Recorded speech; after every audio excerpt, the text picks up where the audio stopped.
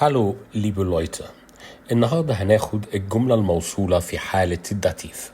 في اللغة الألمانية بنعرفها باسم relativ Satz im Dativ.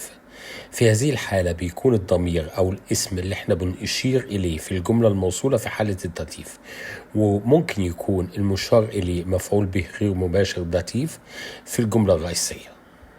وللتذكرة دي أدوات التعريف في حالة الداتيف، وهي برضو نفس أدوات الوصل في حالة الداتيف برضو في الجملة الموصولة اللي في حالة الداتيف.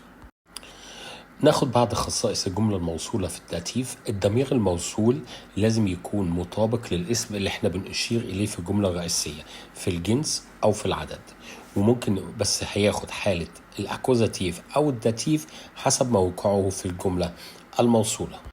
ده رقم واحد. رقم 2، الضمير الموصول في حالة الداتيف ممكن نستبدله أحيانا بفو أو دا زائد حرف الجر إذا كان يشير إلى شيء غير عاقل زي الأشياء والأماكن، وده كله هنوضحه في الأمثلة عشان الموضوع يوضح أكتر ليكم.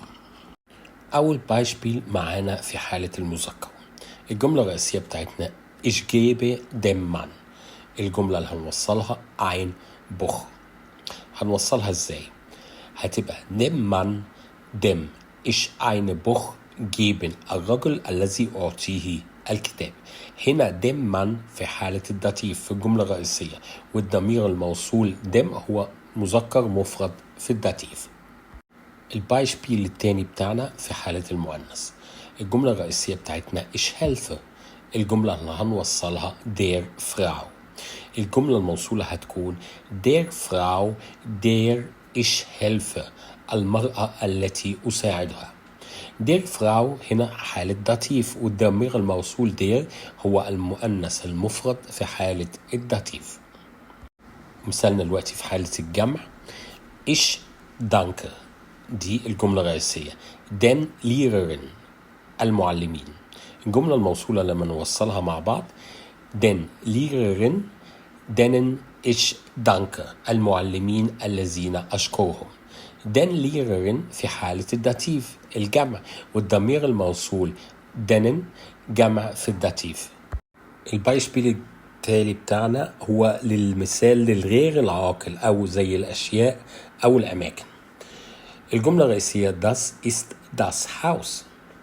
الجملة الفرعية اللي هنوصلها ich wohne. الجملة الموصولة هتكون ازاي؟ Das ist das Haus wo ich wohne. وممكن نقولها بطريقة تانية Das ist das Haus in dem ich wohne. هنا احنا بدلنا in dem بwo.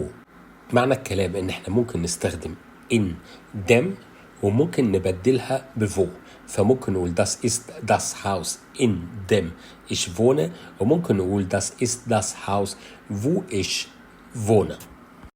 وبس كده. أتمنى يكون الشرح واضح ووصل لكم.